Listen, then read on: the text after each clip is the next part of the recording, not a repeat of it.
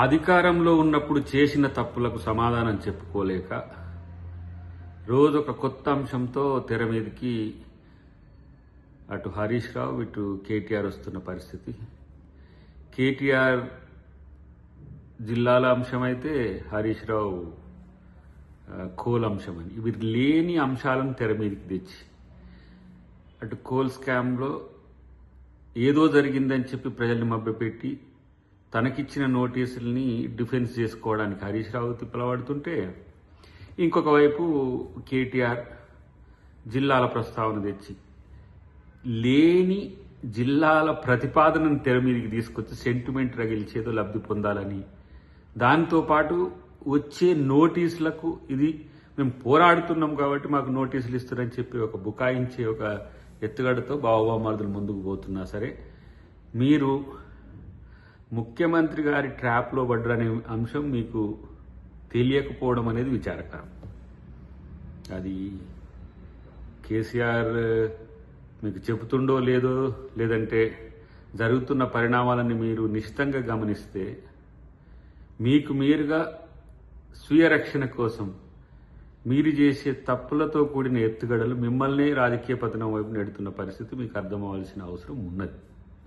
ప్రత్యేకించి కేటీఆర్ జిల్లాల ప్రతిపాదన అనేది ఆయనకు దగ్గరున్న 2-3 లీడర్లతో చెప్పి మీ జిల్లా ఎత్తేస్తారట, మీ జిల్లా ఎత్తేస్తారట, మీ జిల్లా ఎత్తేస్తారట అనే ఉద్దేశాన్ని తెర మీదకి తెచ్చి రాబోయే ఎన్నికల్లోనూ తన మీద జరుగుతున్న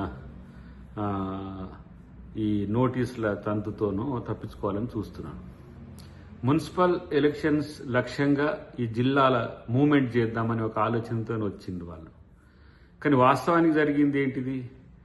జిల్లాల అంశంలో ఒక రిటైర్డ్ జడ్జితో, ఒక స్టాంటిటీతో, సైంటిఫిక్ అప్రోచ్తో చేస్తే ఎలా ఉంటుంది అని ఒక కమిటీ వేద్దామని ఆలోచన చేసిండ్రు. కానీ సికింద్రాబాద్ జిల్లా తీస్తారని, లేకపోతే నారాయణపేట జిల్లా తీస్తారని, లేకపోతే గద్వాల జిల్లా తీస్తారని, ఎక్కడికక్కడికి 33 జిల్లాలు తీసేస్తారని ఈ 3-4 ప్రచారం చేసుకుంటూ తిరగడాన్ని ప్రజలు నమ్మట్లేరు. ప్రత్యేకించి ఇది మున్సిపాలిటీల్లో ఎక్కువగా దీని వల్ల లబ్ధి చేకూరుతుందనే ఒక ఎత్తుగడతో ముందుకు పోబోయి బోర్లా పడ్డవైనా మనం ఆలోచించాల్సిన అవసరం ఉంది. కాబట్టి అలా అధికారం ఇస్తే అందరూ దొంగలుగా మారడం అనేది కేసీఆర్ కుటుంబానికే ఇది సాధ్యమైంది. మొన్న హరీష్ రావు అయితే ఇలా కేటీఆర్, రేపు ఇంకా కేసీఆర్ అవుతాడో ఇంకెవరైతాడో కూడా చెప్పలేని పరిస్థితి ఉన్నది.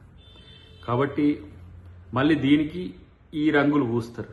ఏది మన మేము ప్రశ్నించే నాయకులం కాబట్టి మా మీద కక్ష సాధింపు చర్యలు చేస్తుంటే, ఎన్ని నోటీసులు ఇచ్చినా ఏం చేసినా మేము పట్టించుకోము అని. ఈ 5 సంవత్సరాల కాలం మీకు నోటీసులు ఇచ్చినా కూడా మీరు సమాధానం చెప్పుకోలేని తప్పులు చేయడం అనేది దురదృష్టకరం. చూడాలి మిమ్మల్ని మీరు ఎట్లా కాపాడుకుంటారో, ప్రజలు ఇంకా మిమ్మల్ని ఎట్లా నమ్ముతారో. ఇది ఒక అంతులేని కథలాగా మీ యొక్క ఈ డ్రామాలన్నీ నడుస్తాయనే విషయం గుర్తుపెట్టుకుంటే మంచిది.